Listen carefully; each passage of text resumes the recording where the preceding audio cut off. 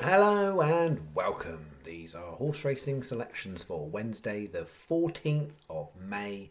I am flatcapcallum and I'm hoping you are all very, very well. Slightly adjust that. There we go. All right.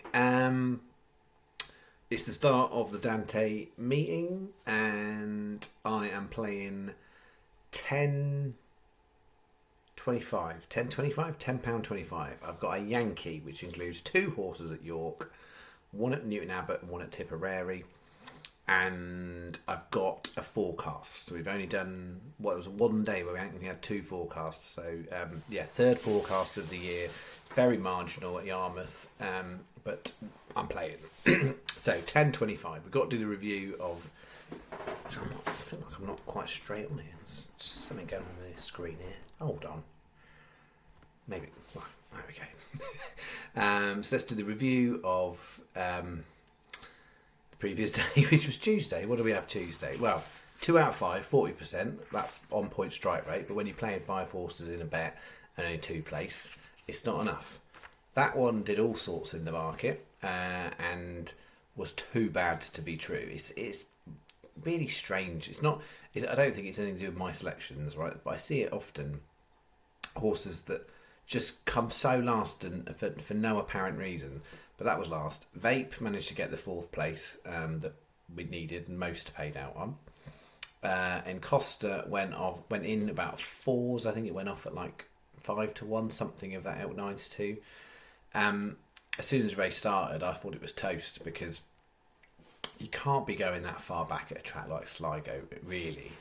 Not, and certainly not in a race like that. And I mean, handicap, you've got a slightly more chance. But yeah, I don't think they weren't trying, and I don't necessarily think the horse wasn't good enough. I just think the horse sat far too back, and in Sligo, it's so twisty turny. You need to be up with the pace. So disappointing when you've got such a difference in price, like a quarter of the odds.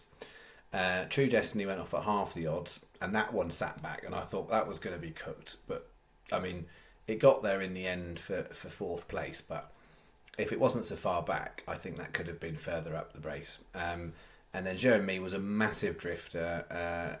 They just ran it a little bit wide. It was up with the pace, but it just went the long way around the track, really, at Killarney. So no good. So we got 3.15 back for 2 places, off for the 12. So that's 8.85 loss to start the week. Not what you wanted. All right. So let's go forecast. Is a forecast 2.25 Yarmouth. We are playing with Mason. So Mason Patel, channel favourite, is on Daring Legend. This is the only ride of the day. What did he have? What's he already had this week? In Variety Island, I think it was second for him earlier in the week, but he had two last finishes at Ascot. So Daring Legend and a Dark Side Thunder, 50p reverse forecast, £1 bet. Simple as that. Not doing singles, nothing else to go with it. Just that, roughly at the moment, taking time doing this video, 4-1, 6-1, roughly speaking, from the price point of view. There are bookmakers, I think 365 do this. If you do it after like 9 o'clock in the morning, they'll give you the best price guaranteed on the forecast. So it's worth looking at things like that because this isn't time sensitive.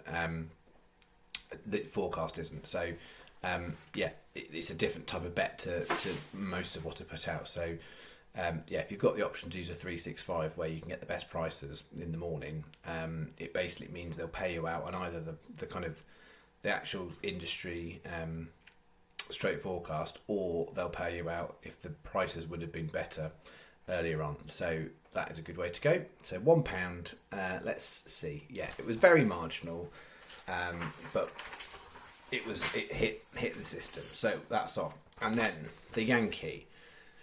We've got 2.42 York, Comanche Falls, 8-1. It's a short one in that sprint, and I did have a look at that first handicap at York. There was nothing I liked at all. So Comanche Falls, I think really potentially set up to run really well in that race.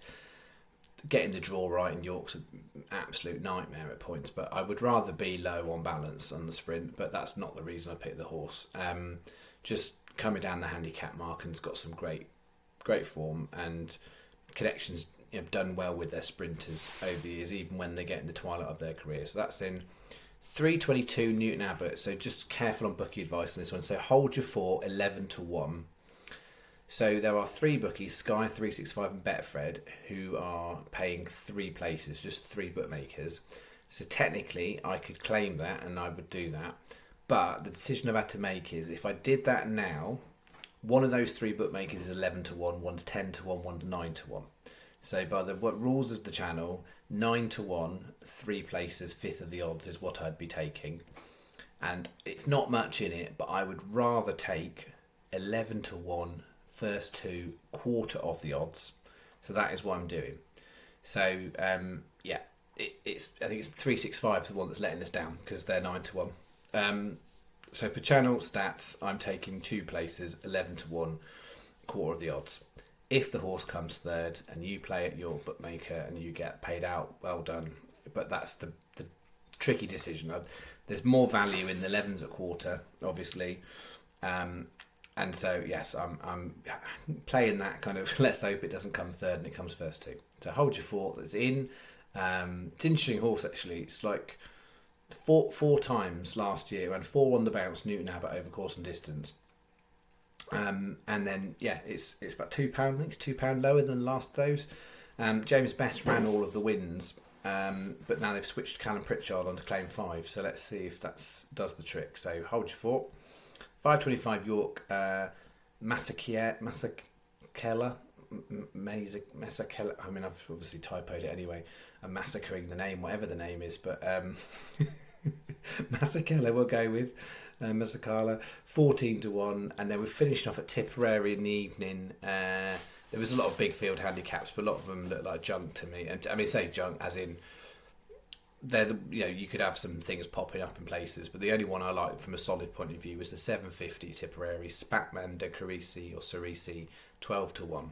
So nothing massive on here at all price wise, but 25p each way Yankee, a 75p win on Comanche Falls, and 50p each way singles on the other 3, 9.25 total for the outlay for the day is 10.25. And a reminder, Sky 365 Betfred, you get 3rd place there. Sky are also an extra place on a couple of the other races. So that's why they are standout bookmaker. All right, that is that. I think that's it. I wasn't kind of. I mean, I could ramble on. You know, I can ramble on, but I won't. We'll just leave it like that, and we'll just do a shorter video tonight. I'm hoping to have a little bit more time next week at points to be able to try and do a little bit more deep dive on some of the stats for the year so far. A little bit behind on kind of like data updates and stuff like that. So, yeah. So just to sort of say that out, because I think I did sort of suggest not that long ago that I'd try and do some kind of channel stats and stuff for this week. Looking at next week as potential more time. We will see. It never quite works out like that. I've got a bit busy life, busy household, you know. So I shall do it when I can, but I think I've got a slightly more time next week. We'll see.